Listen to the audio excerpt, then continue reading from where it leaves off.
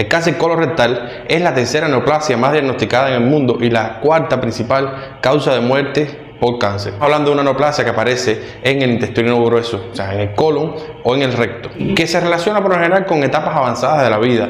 Hace décadas el diagnóstico de cáncer de colon se relaciona con edad avanzada, pero el año pasado se confirmó una tendencia que es una de las noticias médicas más preocupantes de los últimos tiempos. Resulta que en los últimos 15 años el número de casos en menores de 55 años se ha duplicado, pasando de un 11 a más de un 20%. Incluso una gran parte de los nuevos casos diagnosticados tienen menos de 50 años.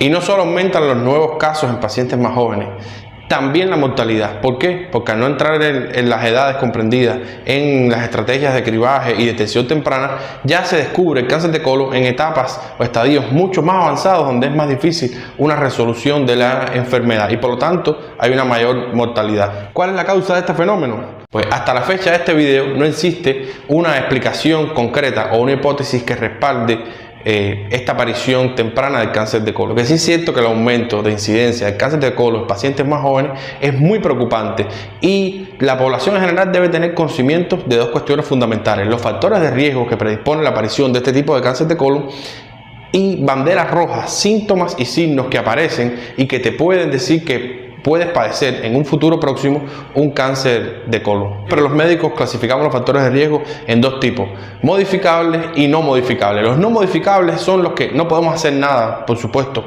sobre ellos. Estamos hablando de enfermedades genéticas, la aparición de enfermedades inflamatorias intestinales como el Crohn o la colitis ulcerosa o algunos tipos de cáncer colorectal con agregación familiar. Pero existen factores de riesgo modificables que, eliminándolos, podemos reducir las probabilidades de padecer un cáncer de colon en una etapa joven e incluso en una etapa adulta. Estamos hablando de factores de riesgo como la disminución de actividad física, la disminución del consumo de fibra vegetal, de frutas y vegetales y el aumento de consumo de carnes procesadas o de grasa, fumar o el alcoholismo. Realmente eliminando estos factores de riesgo podemos protegernos, pero es importante también saber qué síntomas y signos podemos esperar en un paciente que sufre cáncer de colon. Y por lo tanto, en la comunidad médica hemos lanzado una especie de 4 banderas rojas, 4 síntomas y signos que pueden aparecer en pacientes con cáncer de colon. Y estamos hablando que pueden aparecer desde 3 meses hasta 2 años antes del diagnóstico.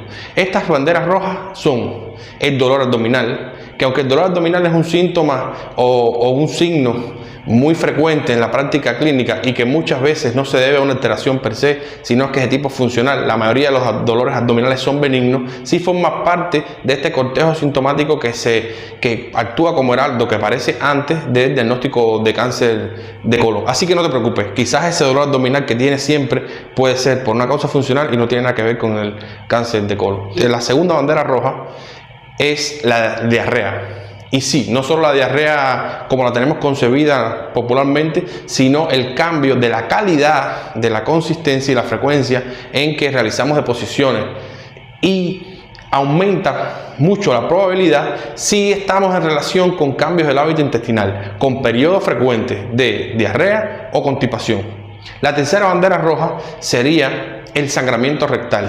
Este es un síntoma mucho más objetivo y que despierta las alarmas y que hace que mucha gente vaya al médico buscando cuál es la causa de la salida de sangre por el recto.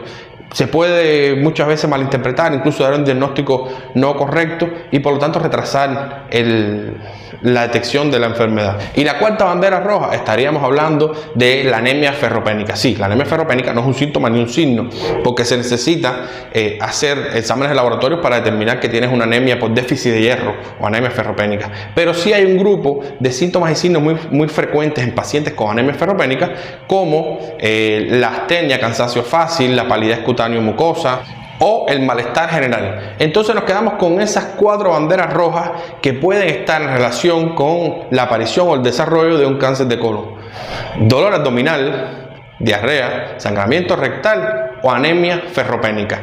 Hacemos un disclaimer: no significa que siempre que tengas uno de estos síntomas vayas a desarrollar la enfermedad.